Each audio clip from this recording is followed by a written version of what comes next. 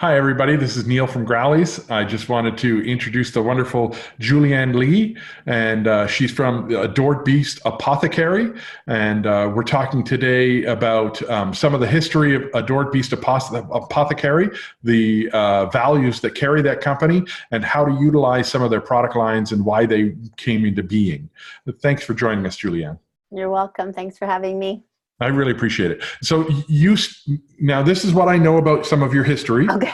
And and then you can tell me, you can fill in some of my holes or Okay. completely correct me because I'm absolutely wrong, and that's okay. So, as I understand it, you started out on the West Coast here in Vancouver area. You had and I think you were a vet tech maybe or something. Bear with me. And Yeah. you started a holistic veterinary organization where you employed the veterinarians and ultimately led the values of that organization. And at some point, you left that organization. I'm not sure what happened there. And then you moved to the East Coast of Canada and started up Adored Beast Apothecary, which is where I learned of you and the phenomenal products that we sell in your store that you guys have come up with. Yeah. Well, it's a little more complicated than that. So fill in some holes for me. What Okay. happened?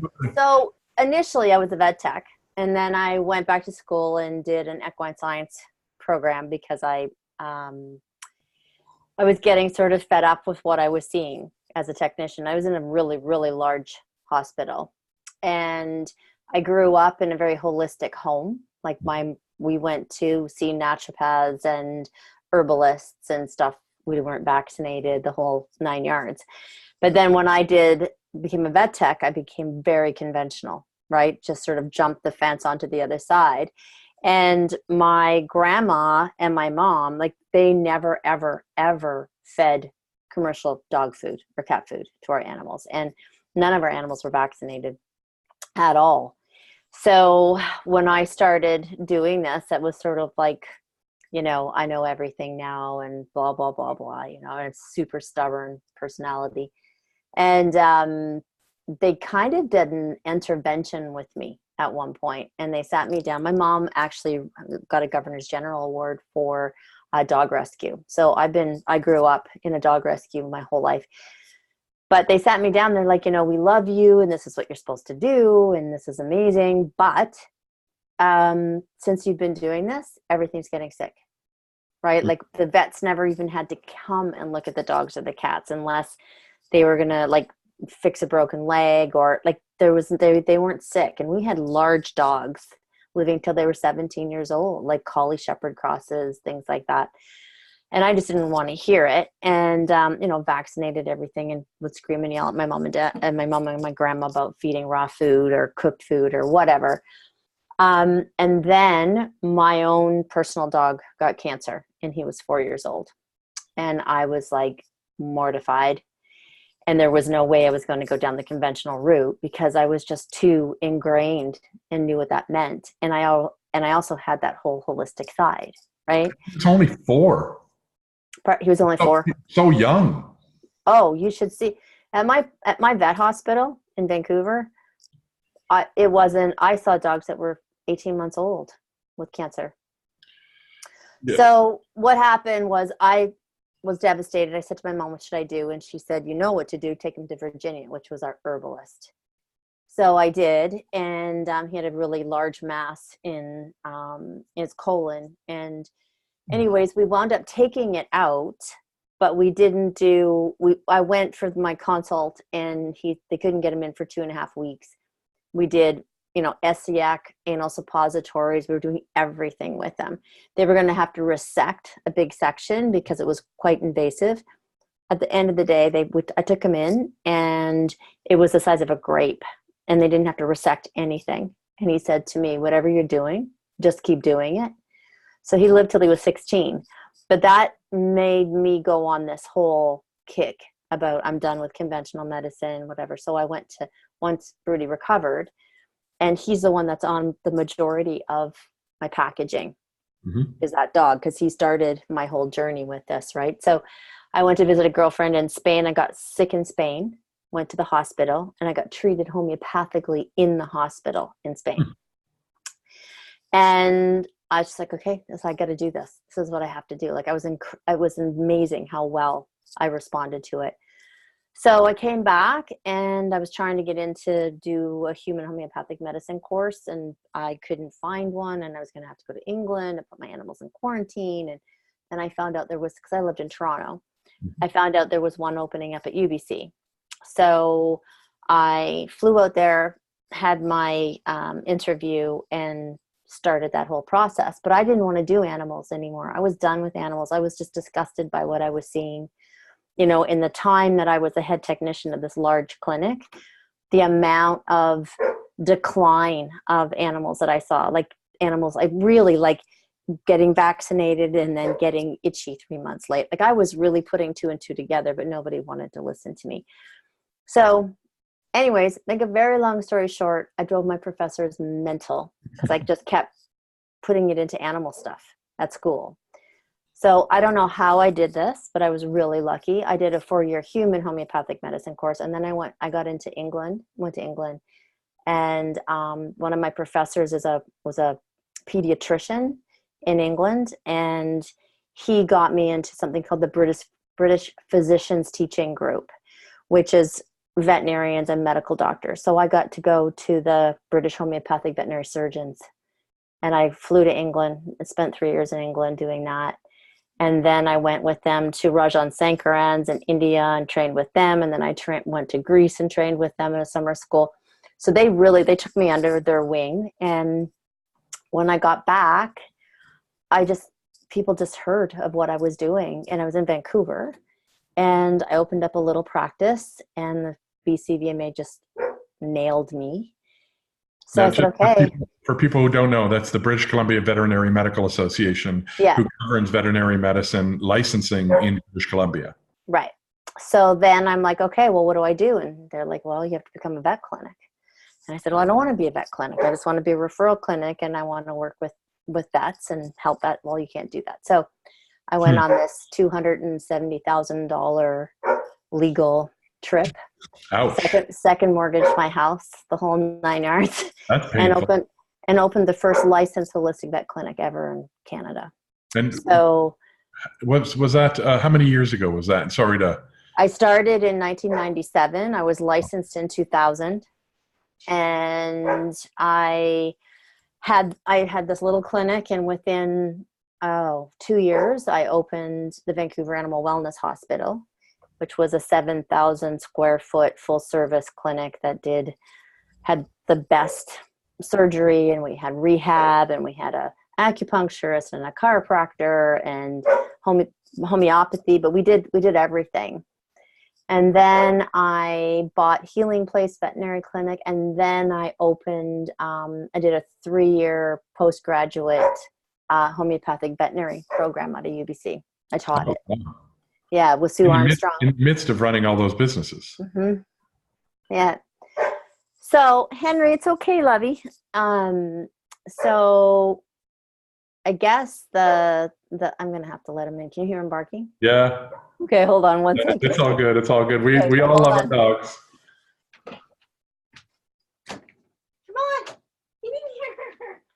What are you doing? You sticky guy. Okay, hold on. He just wanted to come in and be part of it. Oh, yeah. He does that when I'm on the phone. He does that. Yeah, he's very jealous. Awesome. My girls are laying there quietly. Oh, good. Well, Henry's never quiet. So Henry just about killed my partner today, but that's okay. Never mind. Doesn't matter. So yeah. So sometimes I used to think that it was the worst thing in the world that happened to me. I mean, I got a divorce over it because my husband at the time didn't feel that we should second mortgage our house for me to pursue this. And Henry, come here. Good boy. Now he's like a cat. He wants in, he wants out. He's something else. He does this constantly. If I'm not paying 100% attention to him, it's like, okay, no, she's supposed to be paying attention to me. And so So it's clear that you started those organizations with the yeah, values that you learned from your West Coast hippie parents. yeah. Well, East Coast actually, from Oh, East Coast. Toronto. And my Okay. father wasn't at all hippie. It was my mom. My dad was a really science-based architect. Oh, Um, okay. my mom was a Yugoslavian gypsy, uh, really brilliant, but very, very holistic, Right. and or is. She's still alive. Henry. So I'm probably gonna have to put him out. I'm probably just gonna have to open the door, and then he'll be able to do what he wants. Yeah, exactly. So, uh, yeah, so I practiced and had a really, really, really thriving clinic. And it was when I was Adored Beast that was the name of my hospital. Oh, okay. And I didn't yeah, know that. I'm going to have to put him This out. is a Hold great on. name. It is great. Hold on. Henry, you know what? You can't do that. Here. He can come in and do whatever he wants. He wants to push the door open. It's all Oh, good. brother. So what happened was when I was trying to get the clinic licensed, you weren't allowed to use any name that had wellness, health, healing. You weren't allowed to use it back then, right? They didn't have any kind of guidelines for anything like that. So every time I would put something in, they would say, no, sorry, can't use that word, can't use that name, can't use that name, can't use that name. They just wanted me to call Broadway Veterinary Hospital. Hmm. And I said, I'm not good to do that. I don't even have a surgery. I've got a wet lab. That's it. Someone gets hit by a car and they come in here. I don't have, anyways. So I was getting really upset, and I was reading this book on love. Mhm. And there was a whole chapter. It was called The Beasts Adored. And I was like, that's exactly how I feel about my patients, right? Like I just adore them, and all animals, right? Not just dogs and cats. So I put in for Adored Beast Veterinary Clinic, and they said, well, we'll accept it, but we think it's offensive. Huh? The word beast is offensive. And at that point, I was just so fed up. I said, then great, give it to me. No one will come, and you guys will be really happy. Just give me the freaking name. So anyways, I got the name, and yeah, it just took off like crazy. And, I was teaching vets, and I was having, meetings in my home, and I would do study groups for vets in BC. Lots and lots of vets came to my house for study groups, like lots of the holistic vets actually now in BC. Yep. And then I got to a point where I was getting burnt out because I was on call for 17 years. I never didn't have a pager on me. It's not healthy. And no, it's not. And my doctor just said, you need to take a sabbatical. And I said, well, I don't think I'm going to take a sabbatical. I think I'm going to shift gears. And shifting gears is what Adored Beast is now. Because what was happening is, that's why I'm lecture a lot about gut health, right? Mm. Because I did a lot of really, really, really intense cases. I still do that. I still do second opinions for vets and treat animals with cancer and different diseases. But the thing I started noticing, like about 18 years ago, I guess maybe longer now, probably closer to 23 years ago, if I had an animal that I was treating for whatever, severe aggression, cancer, skin disease, it didn't matter. I always would be changing their diet, and ultimately they would get a GI upset. Mm-hmm. And I had a thing at my clinic called a GI protocol. So I would get all my technicians, and we would go down to Guy Gardens, and we would buy all this amazing organic human grade herbs and nutraceuticals and things like that. And I made them, right? Mm-hmm. I didn't make them. I had the formula. The girls made them for me. And we would give it. And one day my really good friend, Andrea, said to me, well, she was a technician too. She said, can we just make these up in really big batches because you're using them all the time? And I said, yeah, because you know why? It's so crazy. Every time I do this, the dogs with cancer, they go into remission faster. The dogs with skin disease, their skin starts to heal. Like aggressive dogs become non-aggressive. Like something's going on here with guts and all this stuff. So that was, like I said, 22 years ago. So that just started my whole passion around the leaky gut syndrome, probiotics, the microbiome, the whole nine yards. Which really leads nicely into the conversation that I want to have, which is to talk about some of these products that you guys have that sell in the store that can help my audience, the people who come into my store. Because a little bit about Growlies, because I doubt that you've ever heard of us on the East Coast there, but we don't sell kibble. We sell foods that are fed moist, so freeze-dried, dehydrated, canned, cooked, and raw, primarily with a focus on raw. We go no wheat, corn, or soy in the store in our foods or treats. We also try to restrict ingredients from China, although with supplements, we find that impossible because China's basically cornered the market for supplements, because I think it's a cultural history thing there where they've been doing herbal supplements or herbal, what we call supplements, but herbal medicine for so many generations that they're ahead of the curve as compared to North America. Well, not just that. I think that they are ahead of the curve in and they're astute business people too. I was just going to say, in traditional Chinese medicine, and I had a traditional Chinese medicine doctor, human doctor, working out of my clinic that was trained in China, and they're trained with animals. Even they're not allowed to, he was hardcore. So there's China, and then there's China. So the traditional China is really amazing. Like the doctors are trained to treat people, treat animals. They don't get paid unless you get better. Oh, wow. Right? It's this whole fascinating medical system, right? But then there's the American China, which has been really tainted. But what they did is they've bought everything. Yeah. So they own everything, even if it's grown here, it's shipped to China, it's manufactured, and it's grown back, or it's flown back. So that's a lot of that is.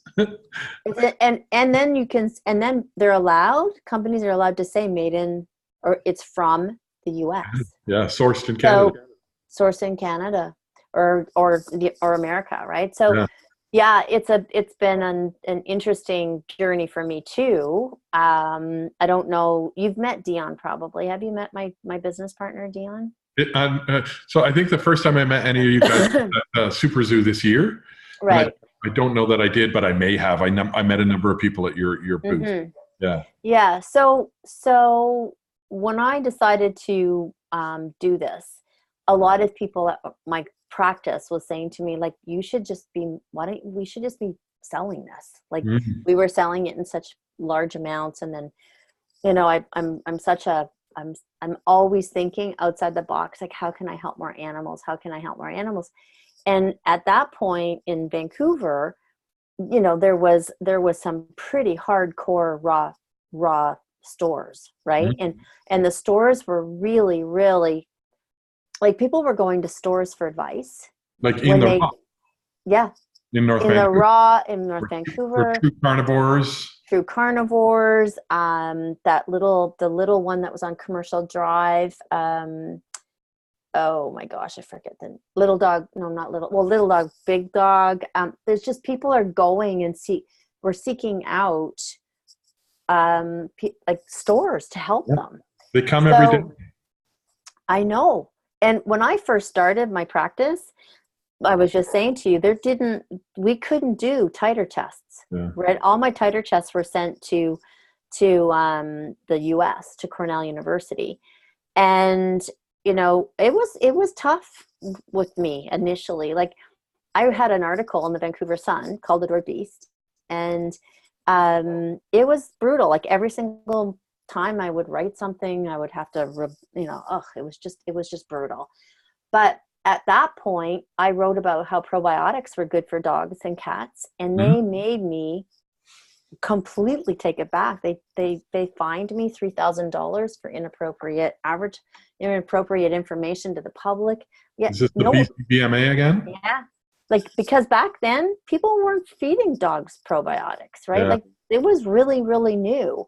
And like I said, Dr. Dave Rush and I sat down with Sally Lester, who was the main pathologist at the lab in Vancouver. It used to be called Central Labs. It's now Mhm. IDEC. Mhm. But and we worked out the whole titer testing for animals in Canada. And we did it Tuesdays and Thursdays. It's the only time the labs could do it. It was like so cool. But so what I decided to do is at this point, I thought, okay, there's all these vets now that, I graduated. There's lots of holistic vet clinics. How do I hit more animals? How can I help more animals? Like, Yeah. how am I going to do this? Because there still isn't enough holistic vets. There just isn't. Like, no matter how you want to slice it or dice it, We there have a isn't. serious lack of them here, and even ones who call themselves holistic. So I had a customer come in today, if I could just rant for a second. Yeah, of So I course. had a Yeah. customer come in today. She says, I go to a holistic vet. I'm like, awesome for you. That's great.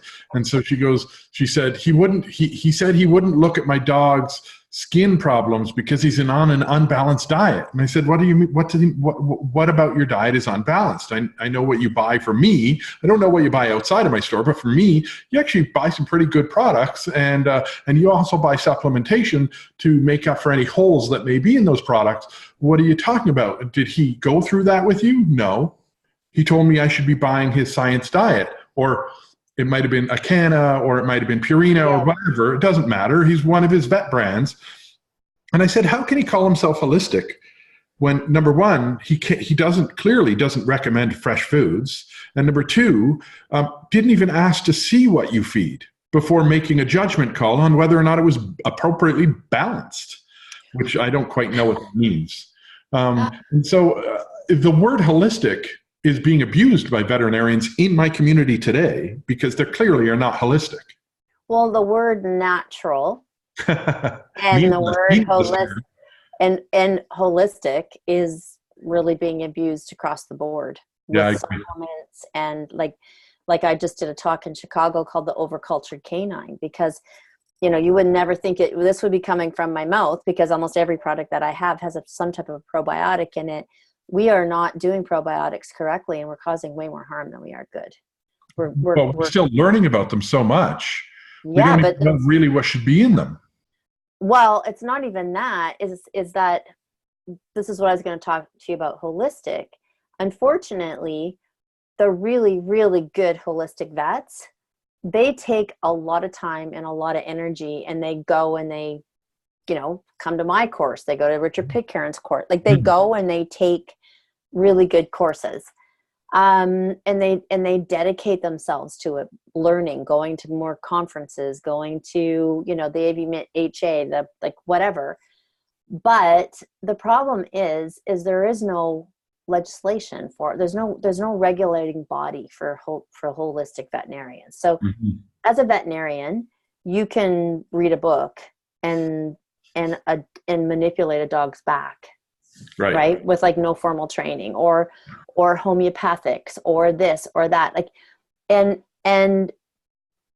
the unfortunate part is that with a lot of clinics now, it's a marketing tool. It's got nothing to do with their dedication to looking at holistic medicine or anything like that. And in some regard, okay, so for the holistic vets that I'm always hearing this. Like I'm hearing bitch about holistic vets. Like you have no idea. And some of them I'm fully on board with what people are complaining about. And then some of them I have to try and support them, because you go to school and you learn 6 years of university to what's in your toolbox and what's in your scope of practice. Yep. And then you get a 3-weekend course, and you're supposed to be able to look at something that is life-threatening and go, okay, no, I'm not going to use the steroids, or I'm not going to use this, or I'm going to do this, when, like, what do you think they're going to do? Yeah. But that ownership falls on the vet association, because in my opinion, they should be. It's the same with like veterinary acupuncture in the US. I mean, they're pretty hardcore, but their original teachers were human. That's right. Traditional Chinese medicine doctors. Yep. And that's what they need to be doing. They need to be creating specific courses with human practitioners, because they've gone to school way longer than any veterinarian has for that particular modality. And then you bridge them together. That's what I did at my course. I had homeopaths, and I had like 4-year graduate homeopaths, and then I had veterinarians, and they both did courses separately. So the veterinarians did sort of homeopathy 101 by themselves, just the vets, and then the homeopaths did all the anatomy, physiology, and pathology for animals, right? And then they grouped together, and we did a veterinary homeopathic course. And everyone was like, oh, they're not going to get along, and it's going to be a nightmare, and there's going to be vets. They were amazing together. That's awesome. It was. And this really upsets me, because I feel like we're really missing the boat. We're not, it's really watered down. It's very watered down. And just like you said, there's all these people that say that they're holistic, and they still are vaccinating, right? Or here's your steroid, and you're vaccinating every 2 or 3 years. Yeah. Or they don't even know how to read a titer. Yeah. Right? Like the titer's low, and they don't even understand, and even if it's low, they don't even have the gumption to like give Jean Dodds a call, who's like a brilliant veterinarian and immunologist. Like, why don't they pick up the phone and go, hey, you know what? She's on my list. I'm going to try and get her. You can connect me. You should. Okay, I will. You should. She's amazing. I was the first Canadian clinic to use her thyroid panel, and I got fined for that too, because I wrote about it in the Sun, and they said that it was no better than the one. Anyways, we've come a long way. But now the scale's tipped on the other side, which is not good, because then, like I said, everything's natural. So when you talk about my products, right, one thing that I'm really proud of is that they've been clinically tested in my hospital, right? So all the formulas, I know those formulas inside and out. I know what they do. I know their potential. I know when they shouldn't be getting it. I know all that stuff. I don't want to stop you, because you're awesome, but let's briefly, I do need to talk about a couple of your products. Yes, go ahead. So some that really interest me, and the first one I want to talk about is leaky gut, your leaky gut protocol, and leaky gut in dogs. Yes. And so let me tell you what I see, and you tell me whether or not I'm in the ballpark where I'm. Okay. So what I see is people who come in and they say their dog is allergic to everything. And they say, we tried a chicken kibble, and then we moved to a beef kibble, and then we moved to a lamb kibble, and then we moved to a fish kibble, and then we moved to a kangaroo kibble. And every time, 6 months later, 4 months later, 3 weeks later, whatever, they seem to be allergic to it again. And it's like this weird carousel that the vets get them onto. And then eventually they always end up on hydrolyzed vegetable protein kibble. Yeah. And so it's weird to me that it's always the poultry or the fish or the animal protein that's blamed for the allergy, and never the vegetable protein, by the way. But then they finally admit there's vegetable protein in the bag when they hydrolyze it and sell it to you as a one for allergies. They don't admit there's vegetable protein in the bag until that point. That to me means that makes no sense, because we're talking about, in the case of dogs, facultative carnivores. In the case of cats, obligate carnivores. It doesn't make sense to me that they'd be allergic to their prey animals. And if they are, it would be really rare.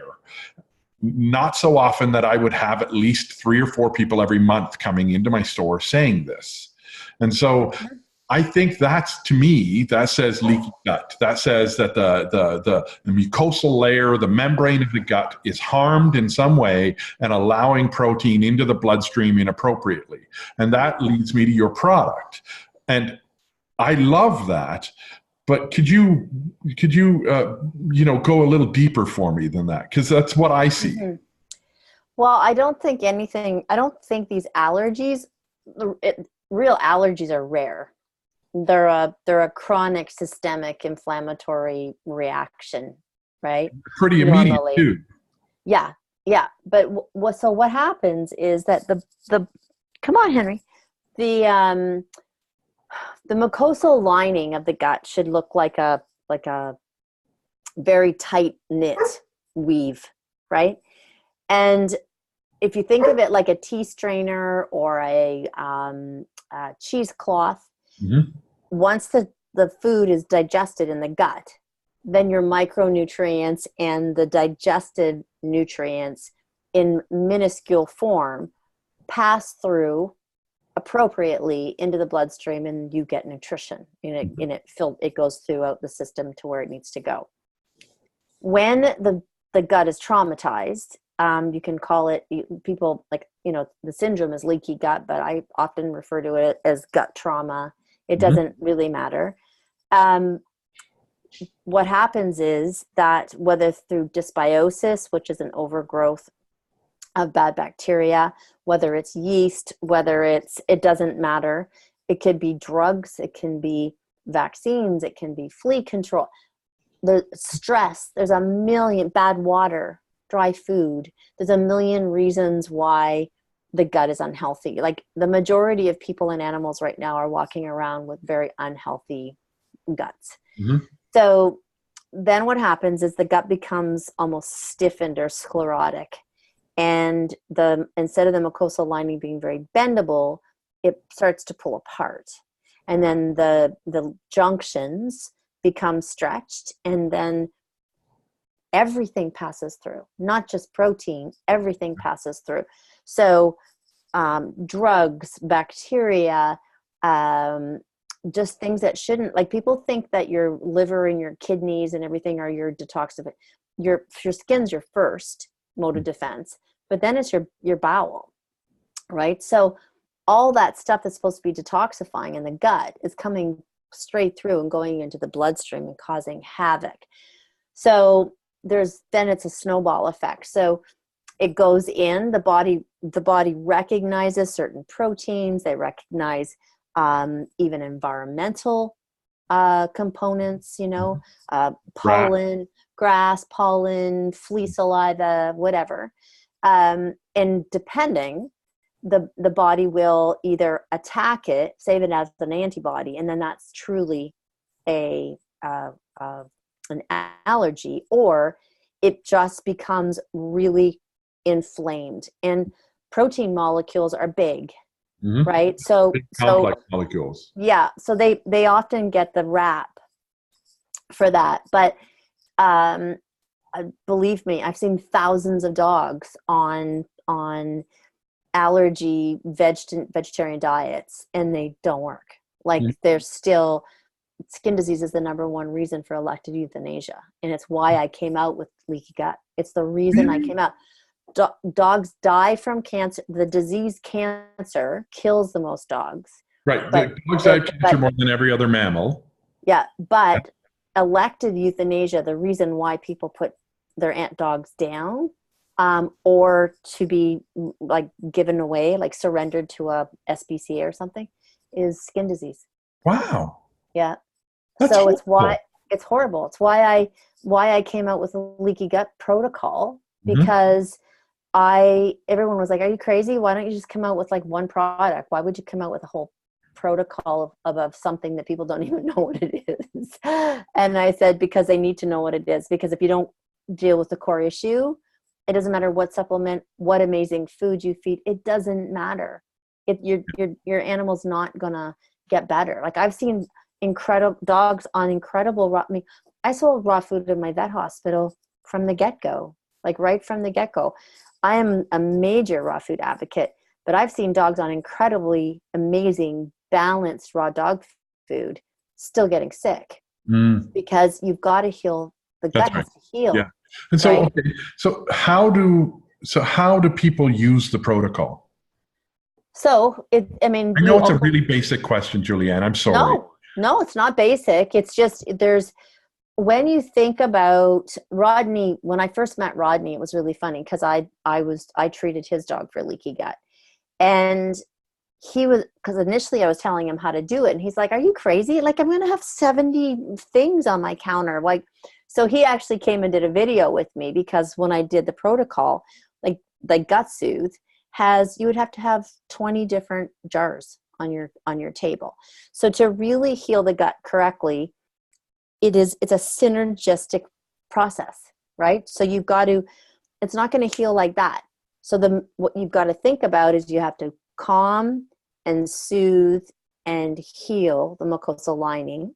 Mm-hmm. So Gut Soothe is for that, right? It soothes. It's an anti-inflammatory for the mucosal lining. Mm-hmm. It helps to heal the junctions, but that's going to take a while. Mm-hmm. So what we really need is enzymes, right? Yep. So we need to be breaking down the food so that when it does actually pass through the mucosal lining, it's in a form that's way, way, way, way less reactive. And then you need to put pre and probiotics back in, but you also need to make sure that you're supporting the liver, because the portal system, the liver, kidney, and gallbladder work overtime in leaky gut, right? They just get exhausted. So sometimes you'll see things and you can tell that it's a liver that's not like an animal you can just smell it. Like, it's just like, their liver's not functioning correctly. Mm-hmm. And their liver's not functioning because it's overwhelmed with the amount that it's trying to do that the gut's not doing. Right. So there's a liver tonic in it that mm-hmm. supports the whole portal system, the kidneys, the gallbladder, the pancreas. There's a pre and probiotic. There's 14 strains, not just 2 or 3. And that's your healthy product. Healthy Guts got the enzymes in it. Yeah. And so does Gut Soothe. They both have, both Healthy Gut and Gut Soothe have pre and probiotics in them. And then I have an anti-vaccinosis. So we start that off first, because in homeopathy, over vaccinations is an obstacle to cure.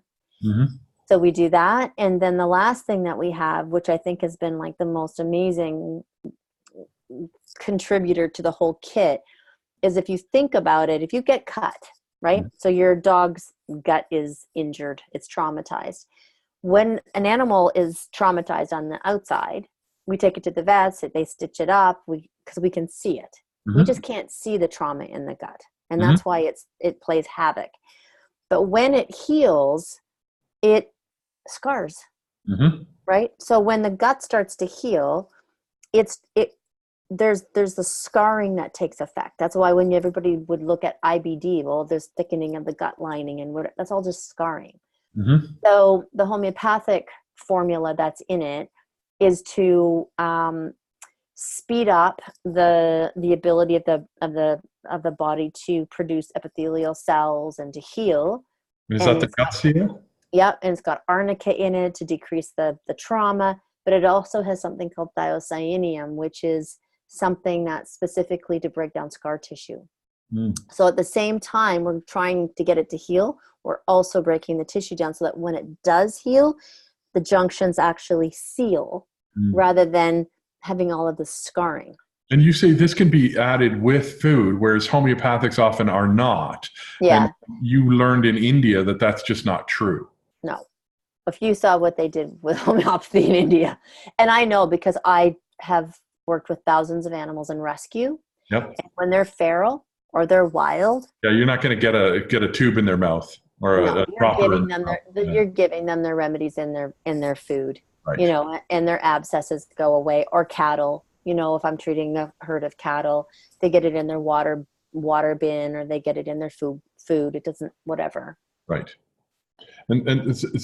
And by the way, I do love the names of your products, like Love Bugs and Easy Peasy, and like they're phenomenal names because they say what they are, right? I mean, Easy Peasy. Yeah. You know, I mean, you could figure out what that is. And so, well, let's go to that one. Your Easy Peasy protocol. Tell me about that one. So Easy Peasy protocol came again from my clinic, seeing so many cats with crystals, like Yep. crazy amounts with crystals. And it is a powder that helps to, a lot of cats too, though, they have something called interstitial cystitis or non-bacterial or sterile cystitis that comes from a stress-induced problem. Many cats are stressed. Like cats are stressed to the max. Well, there's supposed to be more than one cat in a household. There's supposed to be more than one litter box per cat. There's a water million different room. There's so many different things we don't even consider with cats. They should be eating off of a plate, not in a bowl. Correct, not a bowl. Yeah, exactly, because of the whisker fatigue. I mean, there's so many things about cats. People just don't know. And they're so cold. Yeah. No kidding. Like yes, you're preaching to the converted. I feel that cats really get a bad. I love cats. Yeah, likewise. They really get a bad rap. And we don't care for them right. We're not told how to care for them right. No, I'm hoping it's coming because we didn't care for dogs right either. Correct. You know, like we were whatever. We were terrible with dogs, and horses, and I'm hoping that's going to change too.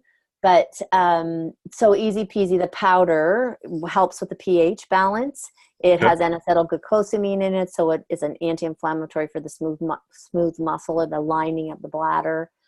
And then it has a homeopathic remedy in it that works so incredibly well for breaking down crystals. So it's not something that the liquid that comes in. Yeah.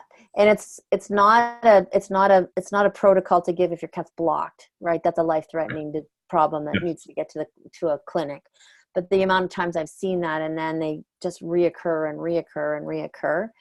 This it's a really incredible product. I don't think I've ever had a case that the crystals didn't dissolve. Now we say in our store, we say to people with cats, especially cats with crystals, but we say to all cats, there's no dry food that's good for cats. And so when I was on, oh my God, no. When I was on the board for felinenutrition.org, which by the way is a phenomenal organization, the vets on that board all said that they really shouldn't be allowed to sell dry food for cats anymore. No, but that's not even them. It's like the American Veterinary Feline Association, I think was like 10 years ago, said that cats should not be eating dry food. Really? The number one reason for kidney failure. It is. It clinically dehydrates them. Yeah. They're just not evolved to manage 7% moisture in their diet. No. And they can't drink. Their tongue is like a tongue depressor, right? Yeah, there's no flip in it. No, they're not, well, you know as well as I do. They originated in Egypt. They didn't. North Africa, yeah. They didn't have access to water. Yeah. So how did they survive? Through the blood of their prey, right? Yeah. That's how they absorb their water. So so this is, I'm not saying that cats should be on, I'm just, with this protocol, these protocols only go in certain stores, right? There's a lot of stores that we turn down. And my concept is that any cat that's on the Easy Peasy protocol would not be on dry food. Yeah, and so I'm not. Is what kind of diet do you recommend? Certainly, we if they can't go to raw, because cats will often be hesitant to get that mild flavored raw. Moving to canned is often quite easy, and we recommend really easy. Canned. And then they usually really like dehydrated or freeze dried. Yeah, and with both of those, I actually recommend people make 2 or 3 days worth of the product at a time in the fridge, so that it's really well rehydrated, because crunchy bits floating in water is not hydrated. No, oh my gosh, no. And at my clinic, I used to teach people, like, I was so determined. I would get them to take their dry food and roll it with a rolling pin, and then take the raw, make little tiny meatballs out of it, and roll it in their dry food. Awesome. That's awesome. And put it on a plate, and Yeah. it's incredible. Like it They just get takes. addicted to the chemical attractants, right? It's like the cheesy dust on cheesies. I know. You wouldn't eat that boring puff of whatever it I is know. without the cheesy dust. Well, a I cat would know. never eat kibble without the putrescine and cadaverine. I know. It's gross, but It's gross. It's gross. Okay, so moving on. yeah. So kitty cats, moist food, easy peasy protocol. Let's help them with that. Those Yeah, and all of these abuse products, kidneys.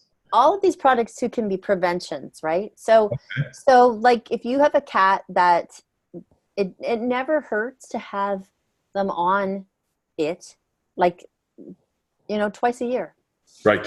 The same with the gut, like leaky gut protocol. It's not going to hurt a dog to go on a leaky gut protocol for, All one beneficial protocol. stuff anyway. It's never gonna hurt. It's Right. just, it's definitely there for sick animals, right? Like Yeah. that's the focus, but it's not gonna hurt. And all of the products are made to rotate. So you can do a leaky gut protocol, then you can just rotate it through. So you can go through a jar of Gut Soothe, run out of it, go through a jar of Healthy Gut, run out of it, go through a jar of Love Bugs, run out of it, go back. And then we have our new, did you get our new one yet? Well, you when I met you, it wasn't available in Canada yet, and you're talking about Fido's Flora. Mm-hmm. Yes, I'm excited to see this. Yeah. And this is a kind of a love bugs or probiotics that were actually cultured from dogs' flora. Yes. Is that correct? That's the first one in the world. That's amazing. I love it. Yeah. Yeah. I was teaching at a vet university in PI, and I was teaching about gut health, and this really, really, really smart vet, she was just amazing. She stood up and she said, I love this. My mom has been into this. My mom's been talking to me about this, and I'm totally sold. But I have a question for you. Is it true that all probiotics that we use for animals that are on the market right now are human researched species for humans? And I said, yes. And she said, why don't we have species appropriate? Such and a I simple said, question. it is. And I looked at her and I was like, because no one's done it yet. This just hasn't been done. And then I was like, oh gosh, there goes my roof on my house. There goes there. So it's like, I knew driving home that I had to sort of like step up that bar. But I said to her, we know empirically that the ones that we've been using work. So long as you're using a really diverse, like using 2 or 3 probiotics is almost worse than using no probiotics, because you can unbalance the gut with friendly flora really bad, right? So Would that be like SIBO? The SIBO, which is the small intestine bacterial overgrowth. You would not believe how much SIBO there is, and SIBO can be leaky gut can be caused by too many probiotics and not enough correct species-oriented or probiotics, and not enough species-oriented prebiotics. So what's the difference between a prebiotic and a probiotic? Oh, lots, tons. So let me just finish about Phytospora. So anyways, Phytospora was researched from a company out near you guys. And he got a hold of me, and we talked, and I was like, we got to do this. Well, we have to do this. And they were already doing it. And so I just got involved. And what they did is we got canine feces. Mm-hmm. They cultivated it. They fermented it. They went through the whole process of creating a probiotic strain, isolating probiotic strains. Mm-hmm. There was 11 isolated. Out of the 11, there was 2 chosen, and they were chosen based on their ability to withstand and stay viable in a dog's acid gut. Oh, through the stomach in getting to that small intestine. From here out the back end. Right. And we have never known that with human probiotics, right? We've never known if that has actually, I always say we do know, because empirically we see the difference. We see how well dogs do on it. So that's why I said to this vet, we know they work, but you're right. We need to we need to like raise the bar with this, and we need to be looking at species oriented. So, but the other really cool thing that you're going to love is this whole fear tactic around vets saying that you can't feed raw food because they're going to give people, E. coli, salmonella, and clostridium.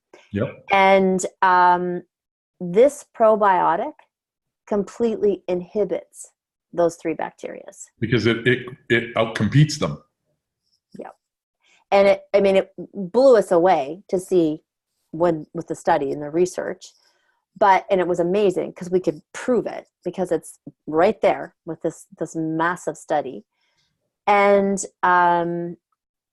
but it makes sense because dogs shouldn't be getting E. coli, salmonella, and clostridium. Like they should be naturally be able to inhibit that.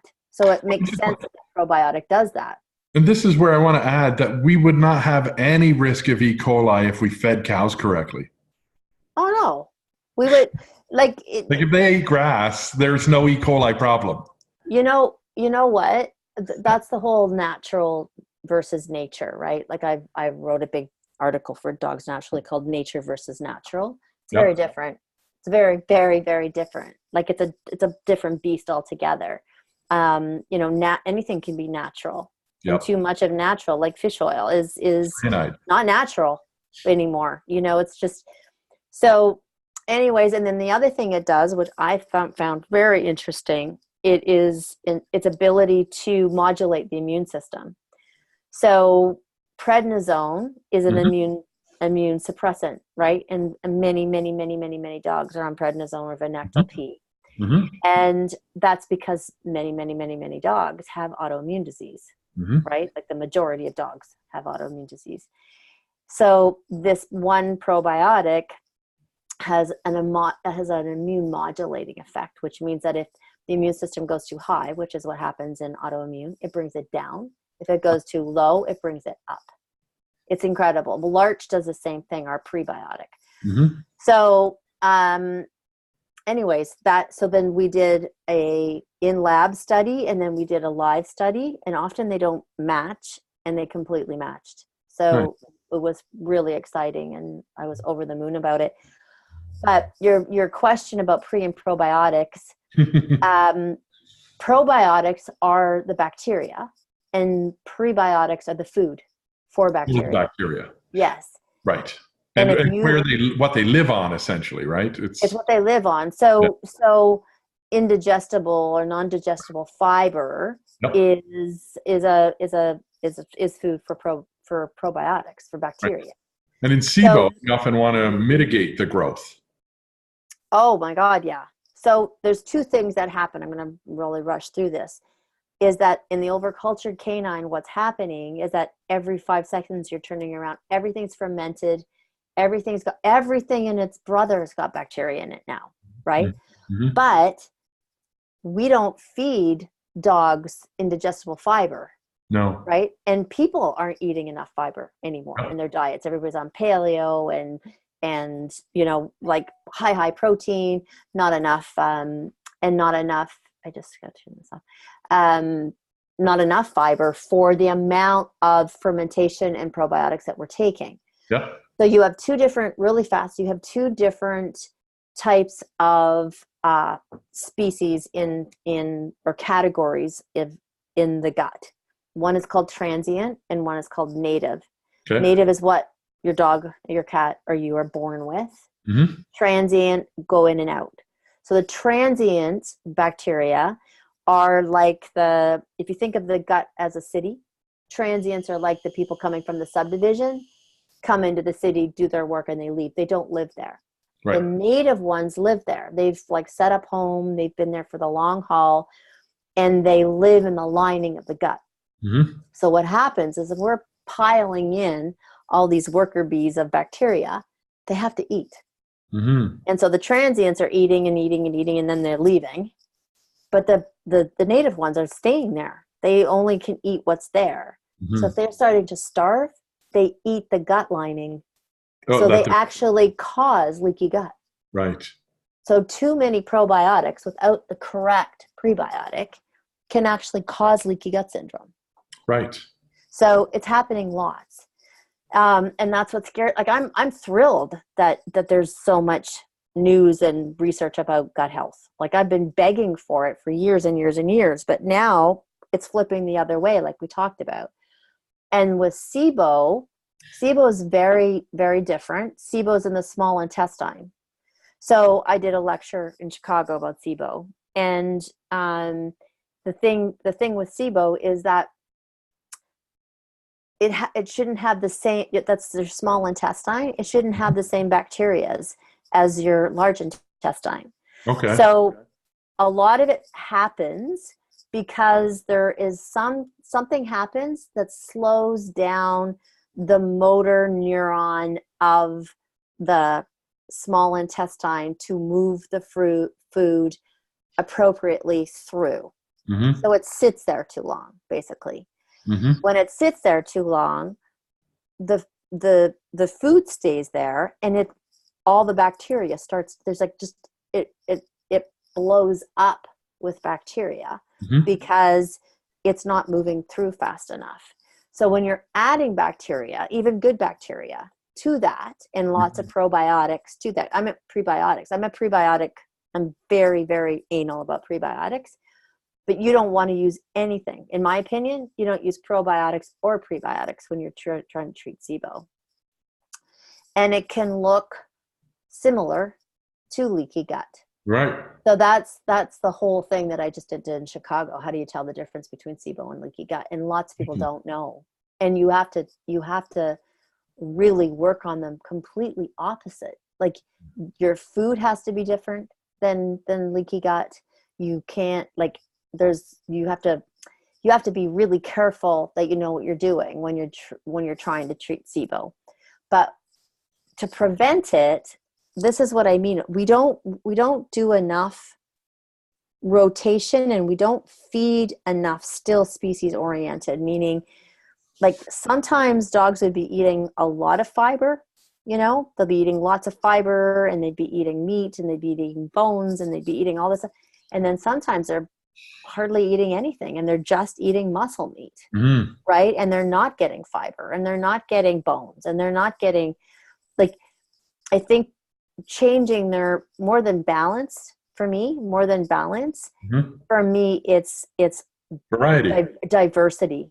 Mm-hmm. Yeah, diversity of bacteria, diversity of food. Mm-hmm. It's just gut health is fascinating. It's really fascinating, and we only see and read a very small portion because the majority of research has been done in the large bowel with everything. Right. Not a lot's been done in the. So I think things like GERD, things like EPI. I mean, I would say that the majority of dogs that have pancreatic issues like that probably have leaky gut. I mean, probably have SIBO.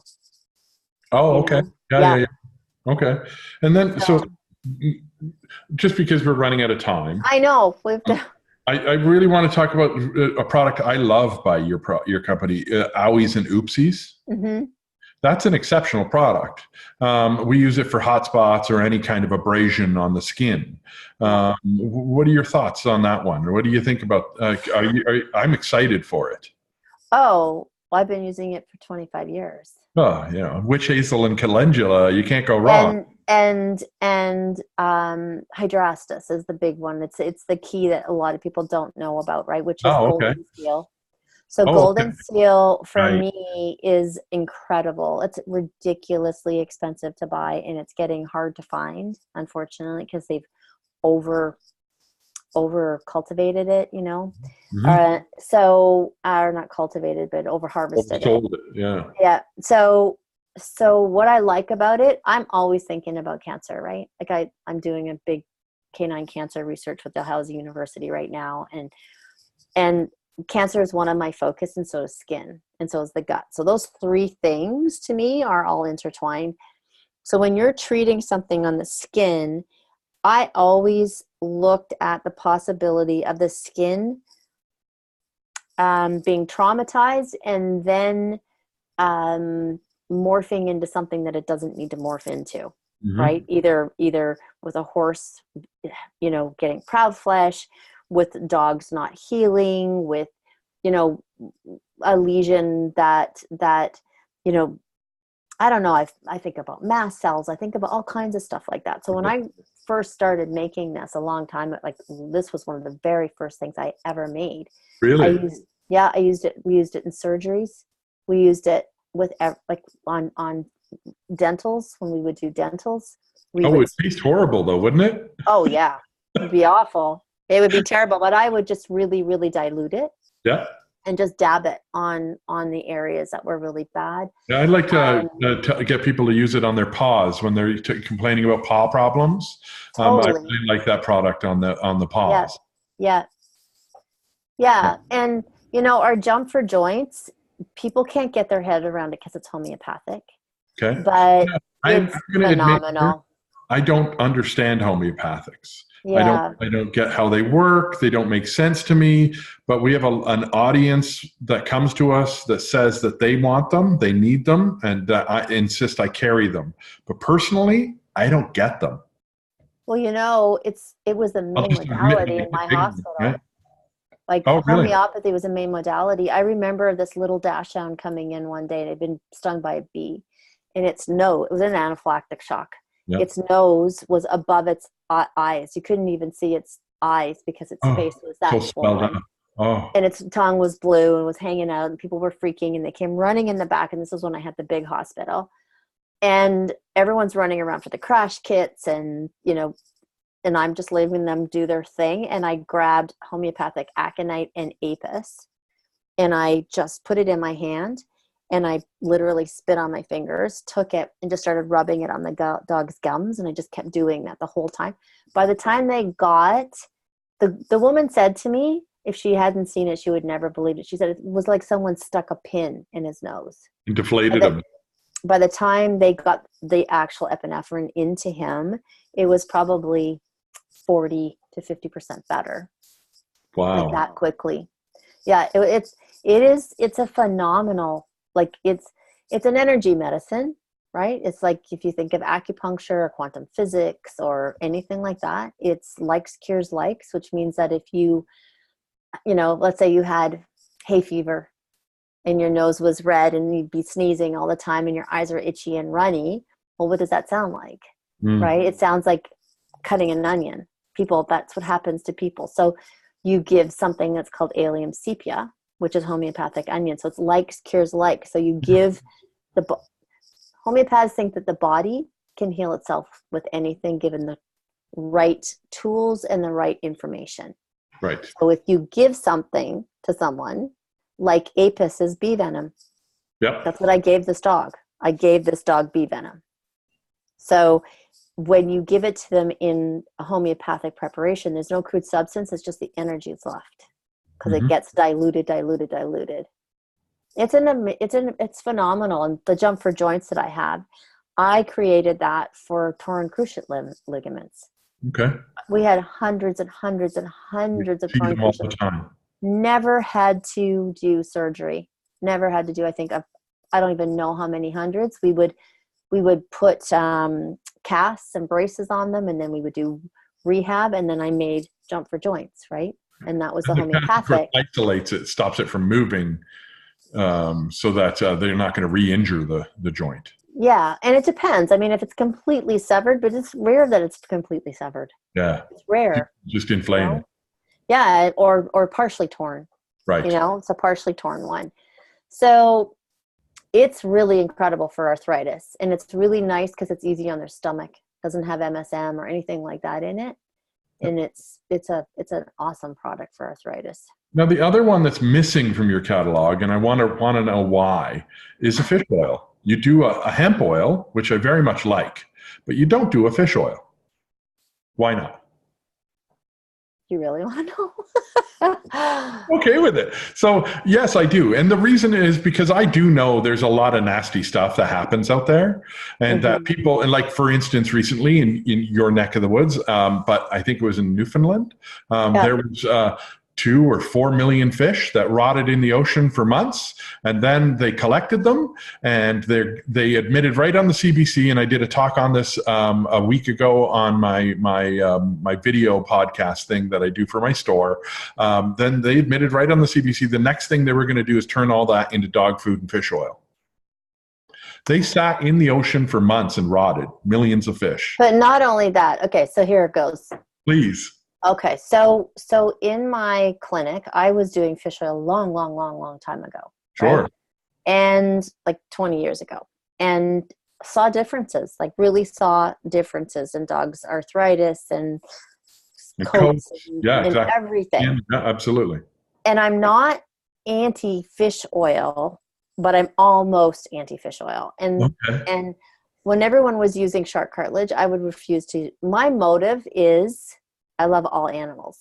I love the environment. I'm not going to, in my products, we're not going to be killing white leopards to get a particular thing. I will not use shark cartilage because it's disgusting what they do to sharks. I'm not going to jeopardize one animal for another. Yeah, the industry didn't meet your values. Yes. So when it came to fish oil, you can read about how it's rancid, something like 87% of all fish oil is rancid before it even gets bottled because of the high heat that they have to. It's no longer natural, right? It's a processed product. It's not just like you're eating fish oil. Mm-hmm. So if you're getting it from a company that's very kind of greedy and really needs to get as much oil out of it as possible, greedy, or I don't even know what you want to call it. Profit driven. Maybe, whatever, yeah. Some of it's chemical extracted, some of it is heat extracted, but in any case, at that temperature, it becomes rancid before it's even bottled. Right. You can't smell it. It just is. It's oxidized. Yeah, it's oxidized. Right? Yeah. So that's one thing. But for me, there's two bigger things. And one is that it's killing the ocean. We aren't going to have any whales in 10 years. I have a friend that's just off Vancouver, and he is a wildlife expert, and he's dedicated his whole life to it. He said, people think we're joking. We're not going to have orcas in 10 years. Yeah, our residents are done. Our residents they're dying. And that's because we have no fish. They're starving to death, right? Yeah. So I sit back and go, okay, something's really, really wrong here. First of all, when you read how much fish oil a human is supposed to have for cardiovascular health, you would have to eat like 60 pounds of fish a day. That's not natural. That's a Band-Aid. Yeah. That's a natural Band-Aid. Like, why is there so much inflammation? How come we're not getting down to why would someone need to eat 60 pounds of fish a day to keep their heart healthy? So for me, there's too much mercury in the water. There's too much.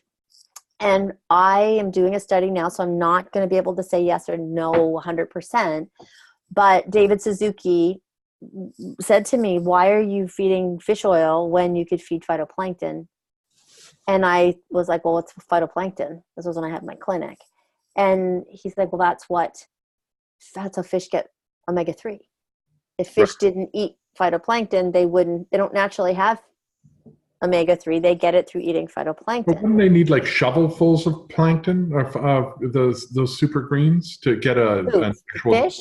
No, dogs and cats and stuff. Wouldn't they need like a shovelful a day of phytoplankton in order to get the daily recommended dose of omega-3 fatty acids? Well, see, this is what I'm doing now, because you can't measure a cellular entity like that. Like that's the difference between natural and nature.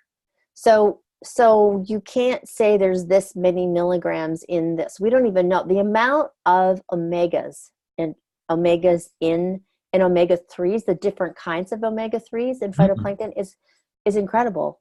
And we don't even know what they do. We don't know what all the threes that it actually has even does. Mm-hmm. But when you look at it, the delivery system, in my opinion, is very different. I'm very empirical proof person. Mm-hmm. And I'm very touchy-feely. I look at my animals. I don't just look at blood work. I never did, not even in my hospital, because I used to see blood work that looked horrific, and the animals were amazing, doing amazing. And then I'd see animals that were clearly super sick and their blood work looked normal. So when you feed phytoplankton, because it's a whole cell, you've got amino acids, you've got superoxide dismutase, you've got protein, you've got fiber, like you've got, it's a cell in itself that is complete. Right. So when you take that, and it's the other thing is bioavailability, right? It's 100% bioavailable because it's the size of a red blood cell. It goes through the mucous membranes. Easily. So you have all of these wonderful products and foods and all this stuff, but how much is actually available? How much is your dog actually, are you? And how much is absorbing? Poop? Exactly. Right. Yeah. So I only know, I don't tell people that it replaces fish oil. I tell people that I don't give my animals fish oil. I give them phytoplankton and I give them hemp, and they have a really diverse diet. But for people that are on, what I say is use this and a really, really high quality fish oil and use less of it. Right? Don't like, I just think we supersize everything too much. We're just so ignorant of our wastefulness, right? Compared to what do we really need? Agreed. Like, how much do we really need? Yeah. So I took me 8 years to find a sourcing of phytoplankton that I liked. Nice. Because I didn't want to take it from the sea to starfish again. Right. You wanted or turtles. So it's grown on land. Yep. They take the water from the ocean. They filter the water. So they take all the heavy metals and everything out. It's grown in sunlight, so it doesn't even use energy. Yep. And then once the phytoplankton is fed and it proliferates like crazy, which is amazing, the water's put back into the ocean cleaned. Right. So it's this wonderful, synergistic, ethical, and I know for me, if I don't I don't think it's just fish. It doesn't work just like fish oil. It works on a cellular level to feed your nucleus. It's like you're eating something whole compared to eating something completely fractionized and processed. Yeah. And that makes sense to me. And also, it's the kind of thing that would feed mitochondria. It would feed the energy cells. It does. So you can't say is it like fish oil. It's a completely different. It's in its own class. It's not even a superfood. It's a little entity, kind of. Yeah, it really is too. It feeds the ocean. Yeah, so I guess I got you longer. I know. It's okay. So thank you very much. And so, is there anything you want to say to my audience to finish off? Oh, and then lastly, I did want to ask: have you seen Dr. Ian Billinghurst's latest book, Pointing the Bone at Cancer? I haven't read it yet, but I heard it's amazing. I got to tell you, it's pretty phenomenal. Yeah. It's a meaty tome.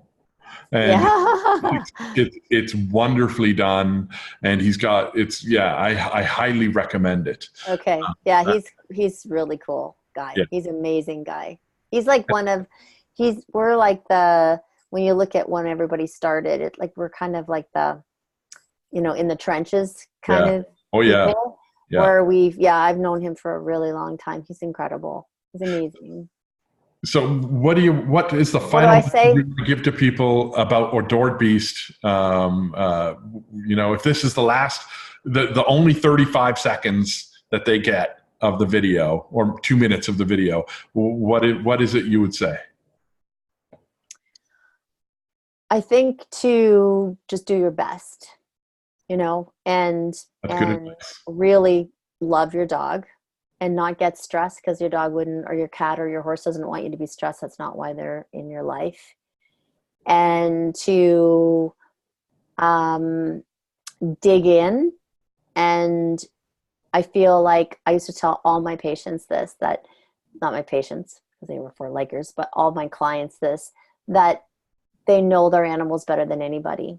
Yep. And that if they can just step outside their busy day and just sit and observe and watch their animals, they'll make the right decisions, and it doesn't have to be complicated and it doesn't have to be scary, and they just need to breathe and And, you know, thank goodness for people like you, where they can come in and they can get support. But what I'm saying to them is that they're going to get pushback, right? They're going to go to their vets and they're going to hear something else.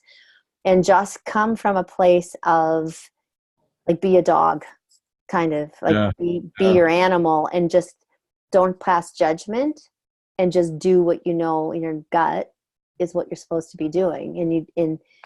And science, I'm a science freak.